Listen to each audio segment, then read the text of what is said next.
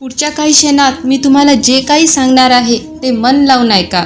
सकाळी उठताच सगळ्यात पहिली आवाज तुमच्या आतून कोणाचा येते, जे म्हणते आज इच्छा नाही आहे, आज काहीच चांगलं वाटत नाही आहे, नाहीतर मी खूप थकली आहे, मला आता काहीच नाही पाहिजे. हे जे प्रत्येक वेळी तुमच्या आतमध्ये बोलत असते ते तुम्ही नसता, ते तुमचं मन असते. तुमचं मन तुमचं गुलाम नसेल तर समजून घ्या की तुमचं मन आता तुमचा मालिक झाला आहे. हेच सगळ्यात मोठं कारण आहे की आज लाखो लोक स्वतःच्या विचारातच गुंतून राहिले आहे. त्यांना कोणीच थांबवत नाही आहे, परंतु तरीही ते समोर नाही जाऊ शकत. कारण काय? कारण म्हणजे त्यांचं मन त्यांच्यासमोर भिंत म्हणून उभं आहे.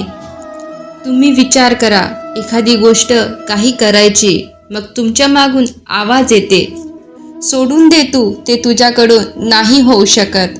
तुम्ही सकाळी लवकर उठण्याचा प्रयत्न करा, पण मन म्हणते नाही, थोडा वेळ अजून झोप.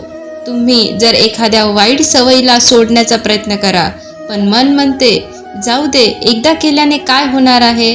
आता तुम्हीच विचार करा, तुमचा नौकर तुमचं कोणतंही काम ऐकत नसेल, तो तुम्हाला त्यावर उलट उत्तर देत असेल, तर तुम्ही त्याला नोकरीवर ठेवाल का? नाही ना. परंतु हेच रोज आपण आपल्या मनासोबत करतो. तुम्ही तुमच्या मनाला राजा बनवून ठेवला आहे.